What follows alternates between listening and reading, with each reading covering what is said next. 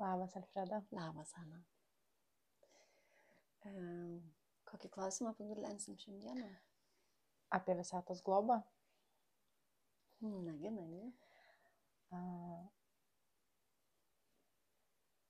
Ar tiesa ar ne, kad visata globoja vienus labiau negu kitus?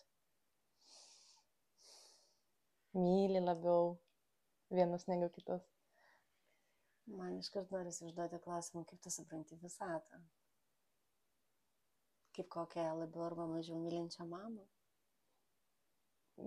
Gal? Na, jie iš tiesų neturi tokių pavydalų, kur būtų galima svarstyti apie jos gebėjimus ir gali mylėti vienus labiau arba kitus mažiau. Tai iš tiesų vis tik bandant atsakyti šitą klausimą arba daryti visatos klausimą labiau suvokime, nežinau, net ar teisingai čia dabar bandysiu vystyti, bet visa tai, kas yra suprantama ir priimama kaip visata, yra tu pats.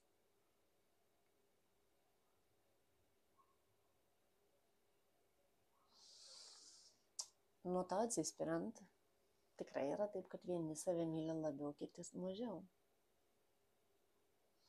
Bet visata kaip atskirumo nuo tavęs objektas ar subjektas neegzistuoja.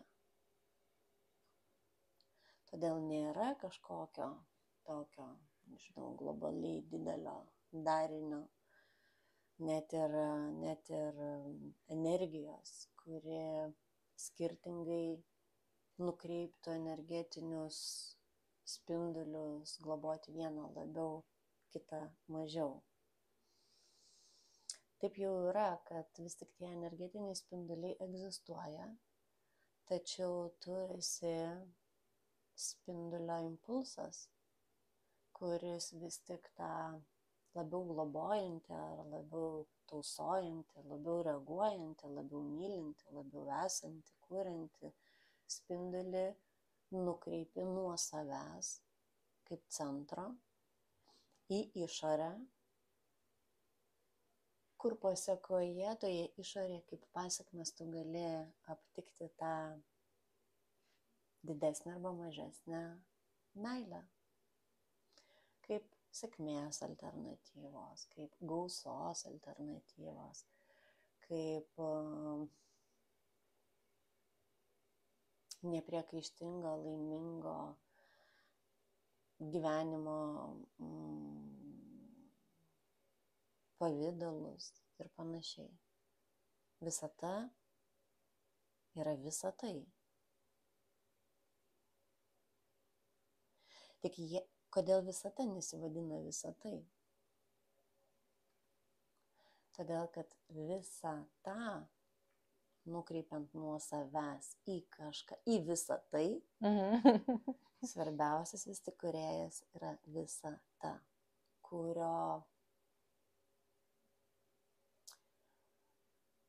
kur pasekoje, ką visata kuria, visa tai gaunasi. Arba visa tai atspindi. Aš pats save globoju. Tu pats save globoji, tu pats save myli, tu pats save prižiūri, tu pats save tausoji, tu pats save sargdini, tu pats save gydai, tu viską darai pats. Ir tik nuo čia prasideda tavo klausimas. Taip, vieni labiau, kiti mažiau. Žinai, iki to, kol gavau tavo atsakymą, buvo toksai, aš net nežinau, gal net saugus jausmas, saugesnis jausmas, gal čia irgi nenoras tavo atsakomybės. Kad kuomet ne tavo atsakomybė yra visata. Taip, iš tikrųjų, nes buvo, žinai, visada toksai yra manymas vidinis, kad manim pasirūpins. Nu, taigi nepaliks likimo valiai, manim bus pasirūpinta. Labai nuostabi yra šita mintis ir nėra tokia naivi, kaip atrodytų, ar ne? Kokia naivi buvau, kad aš galvojau, jog vis tik yra kažkas, kas pasirūpins. Kuomet šita mintis pradeda suktis tavo galvoje ji ir pajungia tą magišką mygtuką, kur, bet aš tikiu, kad vis tiek atsiras, kas manim pasirūpins, visata, prašau, tarsi tas kreipimasis į visatą, į Dievą, į aukščiausiąją galią, aukštesnėje valią ir panašiai. Šitą sąsąją su kosmosu, tai tu ir kosminė galia, ar ne, kur tiesa iš tikrųjų taip, kad visur aplink mus yra neaprėpiamo dydžio gausos galimybės, gausios galimybės. Bet kuomet tu savyje pajungi tą mygtuką, kad betgi atsiras, Tu pradedi tu spinduliuoti. įjungi tikėjimą. Tas tikėjimas yra tavo ta pastiprinanti galia, kuri pradeda gebėti, norėti ir tikėti, jog jis išeis iš tamsos į šviesą. Jog atsiras galimybių, atsiras sąlygų. Kuo labiau smulkiai tu pradedi mintyti, kaip turėtų viskas būti ir kas turėtų mane iš to išvesti arba išgelbėti, štai tu iš karto pradedi modeliuoti, tavo protas pradeda kurti netgi matymą, kaip jis iš to išeis. Ir jam pačiam iš to pavyksta, nes iš tiesų jis ir prisitraukia visą tą jo aplinkoje be atsirandančią būtį, kuri ima ir padeda jam išeiti iš vienų ar kitų keblių situacijų. Mes tikrai savo gyvenimo kūrėjai tada esame. Mes tikrai savo gyvenimo kūrėjai.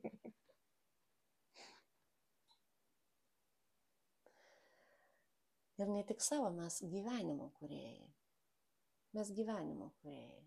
O ne tik savo, tai tik dėl to, kad už savo gyvenimą, kaip mes įkūrėm, mes nešame atsakomybės. Bet mes tikrai padedam kurti ir kitų gyvenimus, nes mes pilnavertiškai juose dalyvaujame, kaip objektai ir subjektai. Subjektai jų mintise, kuomet per mus jie manifestuoja kažką. Objektai, kurie atsiranda jų kelyje ir iš tiesų kažkaip veda, duoda, ima. Mes tikrai kuriame gyvenimą. Ir esame visata, per kurią atsiranda visatai. Aš tikriausiai nekartą esu girdėjusi atsakymą į panašų klausimą, bet šiandieną jis tikrai pasiekė mane. Tai ir džiaugiuosi. Ačiū tau. Kad pasiekčiau visus kitus, kartais užtenka įsijungti, pasižiūrėti video įvairiais klausimais. O bemaž vertingiausias dalykas yra susitikti asmeniškai. Na, o jeigu ir ne, įvairios baimės būna stabdo ir nelydi, tačiau aš vis tiek būnu paskutinė instancija ir galiausiai sulaukiu tų, kurie ilgai, bet pamažu eina. Mažiau formalioje aplinkoje mes galime susitikti per satsangus, per retritus, per nedidelius renginius, kuriuos aš kartais vedu. Ir tai būna Lietuvoje, dažniau Klaipėdoje, arba kažkur išvykti, pabūti dar kitoje aplinkoje, dar kitose globojančiose energijose. Tai ačiū, Ana. Gražios dienos ir iki. Iki.